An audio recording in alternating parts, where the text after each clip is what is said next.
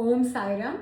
ஸ்ரீ சாயி பாபாவின் பக்தர்களின் அனுபவங்கள் என்ற புத்தகத்தை பூஜ்ய ஸ்ரீ நரசிம்ம சுவாமிஜி அவர்கள் தொகுத்து வழங்கியுள்ளார். இதிலிருந்து சகுன் மேரு நாயக் என்ற ஸ்ரீ சாயிபாபாவின் பக்தர் தனக்கு ஸ்ரீ சாயிபாபா அளித்த அனுபவங்களை பேட்டியா நரசிம்ம சுவாமிஜி கிட்ட டிசம்பர் மாதம் 1936 7ஆம் தேதி கொடுத்தார். அந்த பேட்டியோட விவரத்தை தான் பார்க்க போறோம். இந்த சகுன் மேரு நாயக் அவர்கள் பிற்காலத்தில் ஷீரடியில் ஒரு தேநீர் கடை நடத்திட்டு வந்தார். ஆனால் இவர் எப்படி ஷீரடிக்கு வந்தார் அப்படிங்கிற விவரத்தை சொல்ல போகிறார். இவர் போரி மர்மகோவா அப்படிங்கிற ஒரு இடம் பூனா தாலுக்காவில் இருக்க ஒரு கிராமம். அந்த கிராமத்தில் மாடு மேய்ச்சிட்டு இருந்தார். அப்படியே ஒவ்வொரு இடமா இவர் ட்ராவல் பண்ணி ஒரு வழியாக பெல்காம் கிட்ட வரைக்கும் போயிருக்காரு.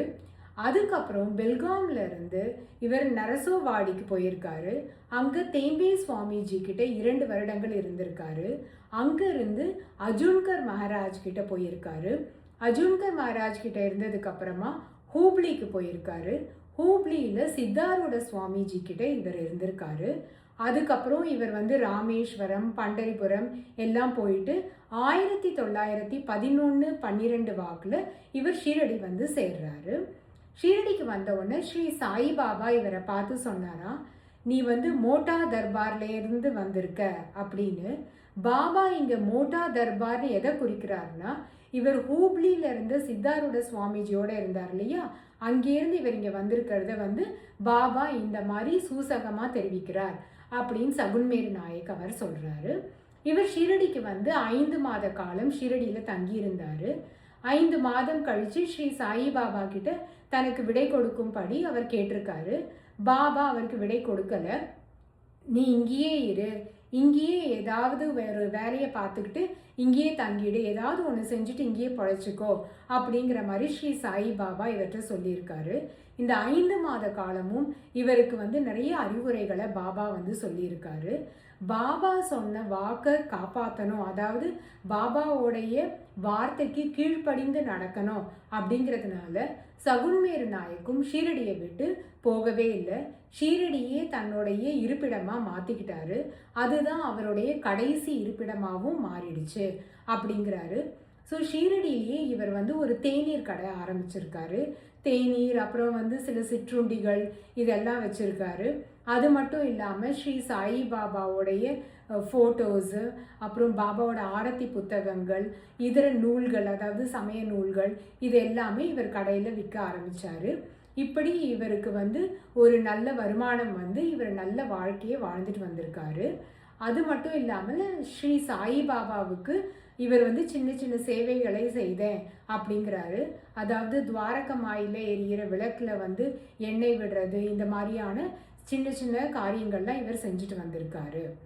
இவர் சொல்றாரு, ஸ்ரீ சாயிபாபாவுக்கிட்ட நான் முதல் முறை, அதாவது 1911-12 வந்தார் இல்லையா, அப்பவே ஸ்ரீ சாயிபாபாவுக்கு அபரிமிதமான சக்திகள் இருக்கு அப்படிங்கிறத நான் பரிபூர்ணமா நம்பினேன். அதை நான் கண்கூடவும் பார்த்தேன் அப்படிங்கிறாரு. இவர் முதல் முறையா ஷிரடிக்கு வரும்பொழுது இவரோட ஹைதராபாத்தை சேர்ந்த வியாசி சவுகார் அப்படின்னு அந்த பிரதேசத்தை சேர்ந்து சவுகாரா இருக்க ஒருத்தர் இவரோடைய வந்திருக்காரு.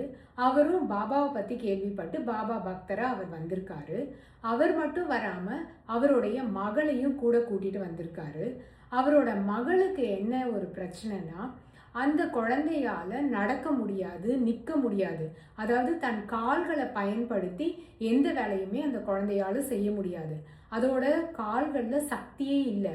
அதனால அதால் நடக்கவும் இல்லை, நிற்கவும் முடியாமல் அது தரையில் அமர்ந்தபடி கைகளை ஊனி கைகளை வச்சு தான் ஒரு இடத்துல இருந்து இன்னொரு இடத்துக்கு அந்த குழந்தையால நகர முடியும்.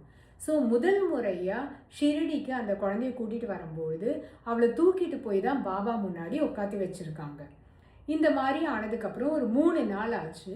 3 நாள் கழித்து பார்த்தா அவள் தன்னுடைய கால்களை கொஞ்சம் உபயோகிக்கிற மாதிரி தெரிஞ்சுதான். 8 நாள் கழிச்சு பார்த்தா அந்த கால்களால அவளால நடக்கவே முடிஞ்சுது. இது ஒரு பெரிய அற்புதம். இந்த அற்புதம் ஸ்ரீ சாயிபாபாவுடைய அபரிமிதமான சக்தியால தான் நடந்தது. இது அவருடைய பரிபூர்ண ஆசிர்வாதத்தால மட்டும்தான் அந்த குழந்தையால நடக்க முடிஞ்சுது அப்படின்னு சகுன்மேர் நாயக் சொல்றாரு. இது மட்டும் இல்லாம மிஸ்டர் கெய்சஸ் அப்படிங்கிறவர் ரயில்வேல பணிபுரிஞ்சிருக்காரு. அவருடைய மனைவிக்கு பேராலிசிஸ் அட்டாக் ஆயிருக்கு. அதாவது பக்கவாதம் அப்படின்னு சொல்லி கை காலை இழந்துட்டாங்க அப்படின்னு சொல்லுவாங்க இல்லையா, செயல் இழந்து இருக்க மாதிரி இருக்கும் இல்லையா, அவங்களால எங்கேயும் நகர முடியாது, அந்த மாதிரி ஒரு நிலைமை. ஆனா அவங்களும் ஸ்ரீ சாய்பாபா தரிசனத்துக்கு வந்ததுக்கு அப்புறம் பரிபூர்ணமா குணமடைந்தாங்க. இது எல்லாமே ஸ்ரீ சாய்பாபாவுடைய அற்புத லீலைகள், அவருடைய சக்திக்கு இதெல்லாம் ஒரு பிரமாணம் அப்படின்னு சகுன்மேரு நாயக் சொல்றாரு. இவருக்கு ஸ்ரீ சாய்பாபா அளித்த மற்ற அனுபவங்களை அடுத்த எபிசோட்ல பார்க்கலாம். ஓம் சா